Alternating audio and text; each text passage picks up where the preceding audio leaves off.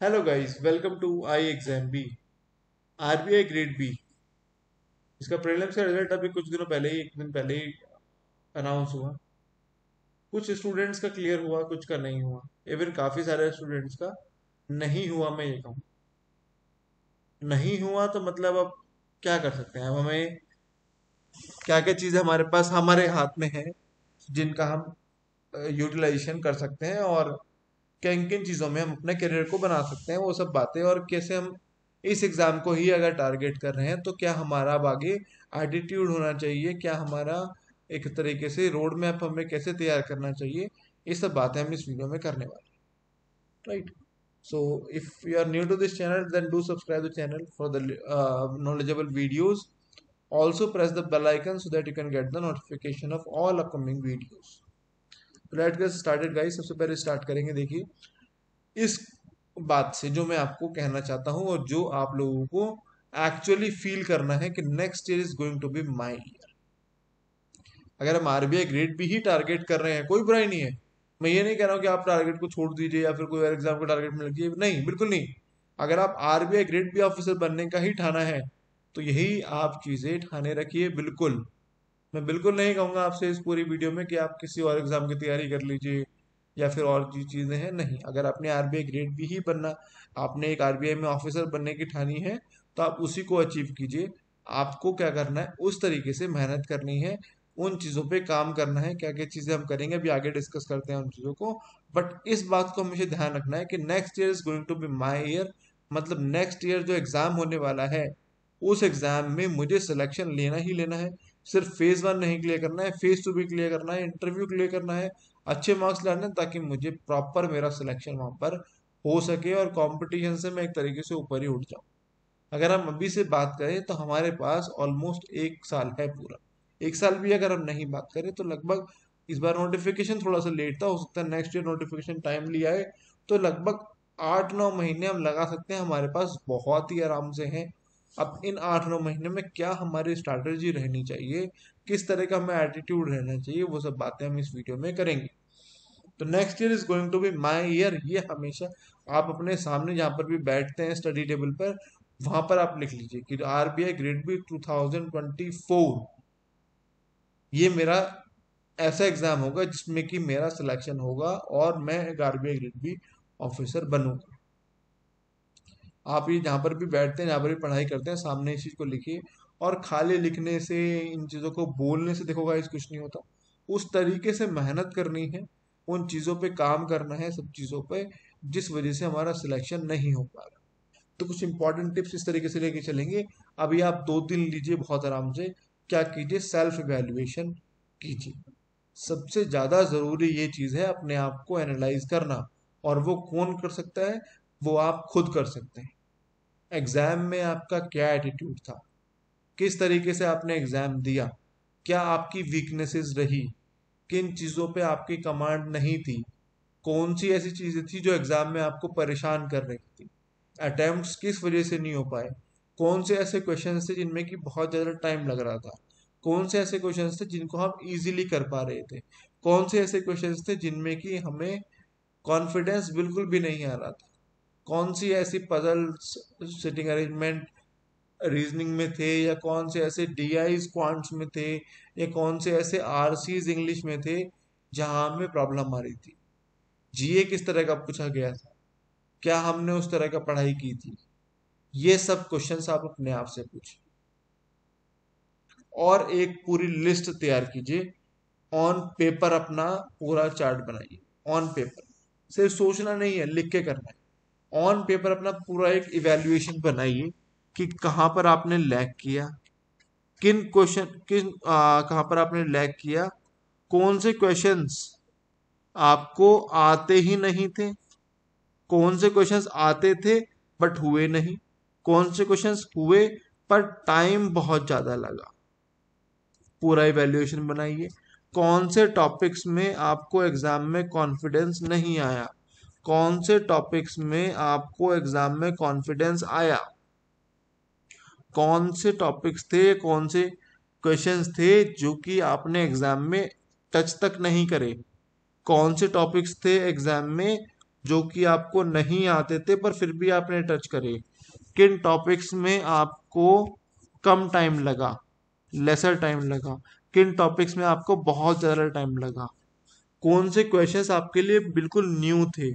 जीए किस टाइप का आया हुआ था, जीए आपने किस टाइप की पढ़ाई करी? ये सब चीज पूरा चार्ट बनाइए। चार्ट कैसे बनाएंगे आप? उसमें आप 4 कॉलम बनाएंगे। पहले तो लिखेंगे टॉपिक, है ना, फिर आप लिखेंगे सेल्फ।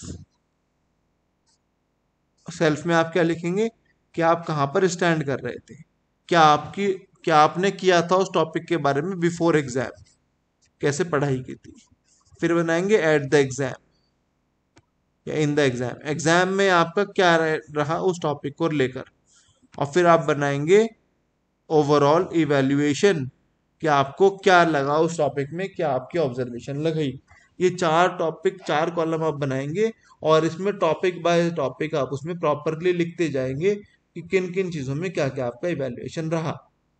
अब इस तरीके से हमें क्या करना है, पहली चीज हमें अपना, पहली बात तो अब 2 दिन के बाद ये आप इवैल्यूएशन पूरा कर लेंगे, फिर आपका आएगा टाइम फॉर द एक्शन। अब आपका एक्शन का टाइम आएगा विदाउट वेस्टिंग एनी टाइम। जीए डेली बेसिस पे करना है स्टार्ट, अभी से ही, अभी से ही, आए या ना आए। कहते हैं कि 4-5 महीने का जीए आएगा, हम अभी से ही करने लगेंगे।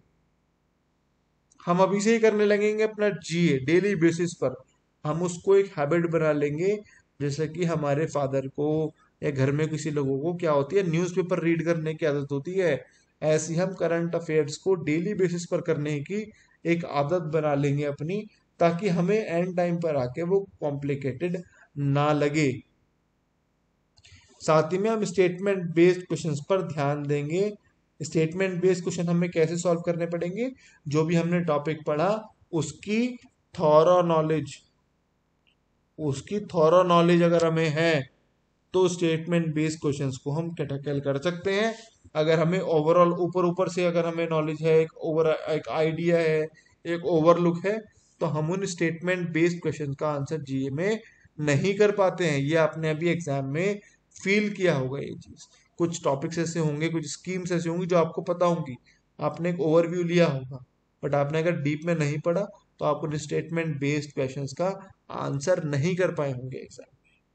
तो ये जीए को डेली, करंट अफेयर्स को डेली पढ़ना अपनी हैबिट आप अभी से बना लीजिए। 2 दिन है आपके पास, स्टार्ट कीजिए इस चीज को करना और एग्जाम तक कंटिन्यू रखिए। इवन मैं तो कहता हूँ एग्जाम के बाद भी अपनी डेली लाइफ के लिए आप करंट अफेयर्स को पढ़ना स्टार्ट कीजिए, आप कंटिन्यू रखिए इसको। तो अभी टाइम फॉर द एक्शन हो गया। सेकेंडली हमारा क्या है, concentrate on the weak areas. जो आपने एनालाइज किया होगा, सेल्फ एनालाइज, उससे आपको कुछ टॉपिक्स, कुछ एरियाज ऐसे मिलेंगे, आपको कैटेगराइज करना है। पहली बात तो वो कैटेगरी की बनानी है जो कि एग्जाम में आपने क्वेश्चन टच ही नहीं करे, मतलब आपको आते ही नहीं थे उस टाइप के क्वेश्चन। सेकेंडली आपको वो लिस्ट बनानी है जिनमें आपको आते थे पर आपको बहुत ज्यादा टाइम लगा। थर्डली आपको वो बनाना है जो आपको नहीं आते थे फिर भी आपने एग्जाम में अटेम्प्ट किए। फोर्थली आपको वो बनाना है कि आपको आते भी नहीं थे, आपको आते भी थे, आपने अटेम्प्ट भी करे और जल्दी टाइम से भी हो गए। ये चारों एरिया बनाने हैं। इसमें जो हो गए, आते भी थे, वो आपको हमेशा अपने प्लस में रखने हैं, मतलब एग्जाम अपना उसी से स्टार्ट करना है। उसके अलावा जो वीक एरियाज हैं उन पे कंसंट्रेट करना है, उनके टॉपिक्स पढ़ने हैं, डीप स्टडी करनी है उनकी जाके, वो सब चीजें आपको अभी से स्टार्ट कर देनी। थर्डली अगर हम देखें तो बात रहेगी रीजनिंग एंड जीए, जैसे कि इस एग्जाम में भी देखा गया, बहुत ही इंपॉर्टेंट सेक्शन रहे। इन दोनों सेक्शंस पर हम स्पेशल ध्यान देंगे।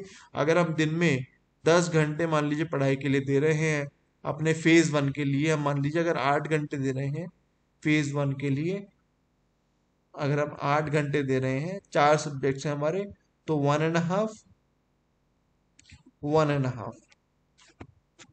है ना, सॉरी 2.5, सॉरी 2.5 या 3 लीजिए, और 1 1 आवर हम लेंगे क्वांट्स और इंग्लिश के लिए। मतलब आप टाइम जो है वो और सब्जेक्ट से इन दोनों को डबल टाइम दीजिए, क्योंकि ये आपके बहुत ही क्रूशियल साबित हो रहे हैं अपने सिलेक्शन के लिए। रीजनिंग हो गया, पजल सिटिंग अरेंजमेंट्स बनाना नहीं बनते हैं, टाइम लगता है। इस बार भी आपने देखा थोड़ा लेंदी पूछा गया। देखो पहली बात तो क्या है, अब एग्जाम को आप दोष देना बंद करो। मैंने देखा, मैंने एक वीडियो भी पोस्ट की थी इस चैनल पर ही, उसमें काफी लोगों ने बोला कि नहीं ऐसा नहीं है, स्टूडेंट्स को दोष देना ठीक नहीं है, एग्जाम डिफिकल्ट आ रहा है। लेकिन एक सच्चाई थोड़ी सी हमें ये भी समझनी है कि आप में से ही कुछ लोगों का फेजर क्लियर भी हुआ है। ये कॉम्पिटिटिव एग्जाम्स है गाइस, इसमें कोई परसेंटेज फिक्स नहीं है एग्जाम क्लियर होने का। अगर एग्जाम डिफिकल्ट आ रहा है तो कट ऑफ डाउन जाएगा, बच्चों का सिलेक्शन होगा। कट ऑफ डाउन जाएगा, उस तरीके से सिलेक्शन होगा। एग्जाम इजी आ रहा है, कट ऑफ हाई जाएगा, जो हाई से ऊपर जाएंगे उनका सिलेक्शन होगा। सिलेक्शन तो होना ही है, जितनी उन्होंने वैकेंसीज निकाली है उतने लोग उनको लेने ही है। अगर डिफिकल्ट एग्जाम है, कट ऑफ डाउन जाएगा, उस हिसाब से बच्चे लिए जाएंगे। तो एग्जाम को ज्यादा दोष देने से, एग्जाम के भला बुरा कहने से कोई फायदा नहीं है। अपनी थोड़ी सी हम तैयारी स्ट्रांग करें कि अगर डिफिकल्ट एग्जाम भी आए तो किस तरीके से टैकल करना है, ये चीजें हमें पता हो, हमारे कॉन्सेप्ट इतने अच्छे हो कि हम उसको टैकल कर पाए। तो ये चीज अपने अंदर बिल्ड कर लेनी है। Exam is going to be difficult next year also. अभी से माइंड में ही लेकर चलो, ये भी नहीं होगा भी। एग्जाम डिफिकल्ट साइड ही 2 सालों से आ रहा है और डिफिकल्ट साइड ही रहने की संभावना अगले साल भी रहेगी। तो ये चीजें अभी से माइंड मेकअप करके चलो, तो प्रैक्टिस भी उस तरह के क्वेश्चंस की करो। और आपको 1 साल का एक्सपीरियंस हो गया है, एग्जाम देने का एक्सपीरियंस हो गया है, आपको पता चल गया है कि किस तरह के क्वेश्चन एग्जाम में पूछे जाते हैं। तो उस पर्टिकुलर टाइप के क्वेश्चंस की आप प्रैक्टिस करो, डिफिकल्ट चीजों की प्रैक्टिस करो, ज्यादा इजी के चक्कर में मत रह जाओ, क्योंकि वो चीजें एग्जाम में नहीं आती हैं। थोड़ा सा डिफिकल्ट साइड एग्जाम ये रहता है। इन सब चीजों पे फोकस करना है। एक रोड मैप अपना पूरा तैयार करो, छोटे छोटे टारगेट्स बनाओ, मंथ के टारगेट बनाओ। फर्स्ट मंथ में आप सभी क्या करो, या 2 महीने आप ले लो, आप सभी टॉपिक्स को क्लियर करो। जो भी टॉपिक्स आपने छोड़े हैं या जिन भी टॉपिक्स का बेसिक्स क्लियर नहीं है उनको क्लियर करो। पहले बहुत ही आराम से पहले बेसिक्स पर अपने काम करो, है ना। उसके बाद फिर एडवांस थोड़ा थोड़ा रोड मैप आप रेडी करो। आप चाहो एक अच्छा एक जिसमें सब चीजें आपको मिल जाए, आप एक कोर्स परचेज कर सकते हो जिससे कि आपको ये रोड मैप में बड़ी आसानी मिल जाए। वहां पर आपको कॉन्सेंट्रेट सभी चीजें उस एग्जाम को लेकर मिल जाएंगी।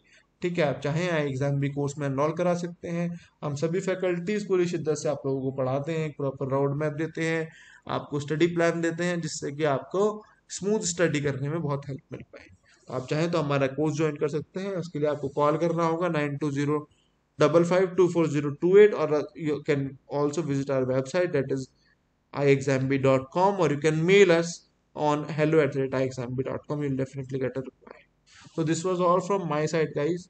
ठीक है, अब ज्यादा हमें दुख नहीं मनाना है, थोड़ा सा रोड मैप तैयार करना है। Next year is definitely going to be our year, it is going to be your year, and you are going to be an RBI grade B officer. This is my wish for you all, and all the very best guys. I'll see you somewhere else. All the very best guys.